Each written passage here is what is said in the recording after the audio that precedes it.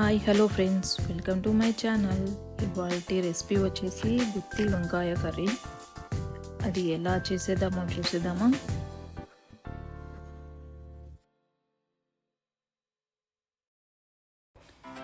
ఇంకెందుకు ఆలస్యం, ప్రాసెస్లోకి వెళ్ళిపోదాం. ఇప్పుడు స్టవ్ ఆన్ చేసుకొని బాండి పెట్టుకొని 2 టేబుల్ స్పూన్ పల్లీలను బాగా వేగనివ్వాలి.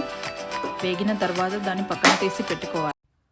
అలాగే 3 టేబుల్ స్పూన్ నువ్వులు వేయించాలి. బాగా చిటపటలాగే ఆడేలాగా వేగనివ్వాలి. అది కూడా వేగిపోయాయి. ఇప్పుడు పక్కన తీసి కొబ్బరి పొడిని కూడా వేయించాలి.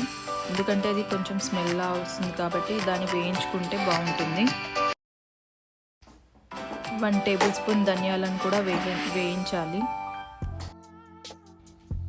ఇప్పుడు మిక్సీ జార్ తీసుకొని దాంట్లో వేయించి పెట్టుకున్న నువ్వులు, పల్లీలు, కొబ్బరి పొడి, ధనియాలు వేసి బాగా మిక్సీ పట్టాలి. చేసి పెట్టుకున్న దాంట్లోకి కట్ చేసి పెట్టుకున్న ఆనియన్స్, కొత్తిమీర, నిమ్మకాయ సైజ్ అంతా చింతపండు వేసి నానబెట్టి వేస్తున్నాను. అలాగే కారం, ఉప్పు, పసుపు, మసాలా దినుసులు వేస్తున్నాను. ఇప్పుడు అన్నీ వేసి కొంచెం కొంచెం వాటర్ పోసుకుంటూ మిక్సీ పట్టుకోవాలి. స్టఫ్కి మసాలా రెడీ అయిందండి. ఇప్పుడు వంకాయలు కట్ చేసుకుందాం. దానికోసం ఒక బౌల్లో వాటర్ తీసుకొని సాల్ట్ వేసుకున్నాను. వంకాయలు నల్లగా అవుతాయి కదా, అందుకే తీసుకున్నాను. కట్ చేసి పెట్టుకున్నవి వంకాయలు వాటర్లో వేసుకోవాలి. ఇలా 4 ముక్కలుగా చేసుకోవాలి. ఇప్పుడు మనం మిక్సీ పట్టుకున్న మసాలాను వంకాయలోకి కొద్దిగా పెట్టుకుంటూ అన్ని వంకాయలోకి అలానే పెట్టాలి. ఇప్పుడు స్టవ్ ఆన్ చేసుకొని బాండి పెట్టుకొని దాంట్లో ఆయిల్ వేస్తున్నాను. అలాగే మసాలా దినుసులు వేస్తున్నాను. కట్ చేసి పెట్టుకున్న ఆనియన్స్ వేస్తున్నాను. ఆనియన్స్ బాగా గోల్డెన్ బ్రౌన్ వచ్చేంత వరకు వేగనివ్వాలి.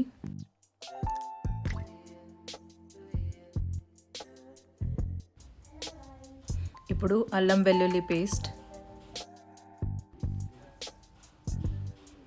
వేసి పచ్చివాసన పోయేంత వరకు వేగనివ్వాలి. ఇప్పుడు పచ్చివాసన వెళ్ళిపోయిందండి. పసుపు వేసుకోవాలి.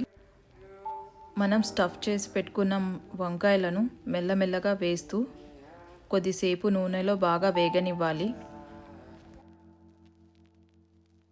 ఇప్పుడు మూత తీసి వంకాయలన్నీ చిన్నగా తిప్పుకుంటూ రిమైనింగ్ మసాలాను కూడా వేసి కొద్దిసేపు ఆయిల్లో వేగనివ్వాలి. వేగిన తర్వాత మన క్వాంటిటీకి తగినంత వాటర్ వేసుకొని కొద్దిసేపు ఉడకనివ్వాలి. ఇప్పుడు మీ రుచికి తగినంత కారం అలాగే సాల్ట్ వేసుకోవాలి. ధనియా పొడి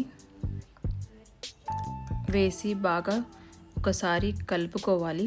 కలుపుకొని ఒక 5-10 మినిట్స్ మూత పెట్టి మగ్గనివ్వాలి. చూస్తున్నారు కదా, ఆయిల్ పైకి తేలుతుంది. ఇప్పుడు ఫైనల్గా కొత్తిమీర వేసుకోవాలి. కొత్తిమీర వేసుకొని ఒక బౌల్లోకి సర్వ్ చేసుకోవాలి. ఫైనల్గా చూస్తున్నారు కదా, వంకాయ కూడా చక్కగా ఉడికిపోయింది. వేడి అన్నంలో వంకాయ కర్రీ బాగుంటుందండి. మీకు నా ఛానల్ కనుక నచ్చినట్లయితే సబ్స్క్రైబ్ చేయండి, షేర్ చేయండి, లైక్ చేయండి. Thanks for watching.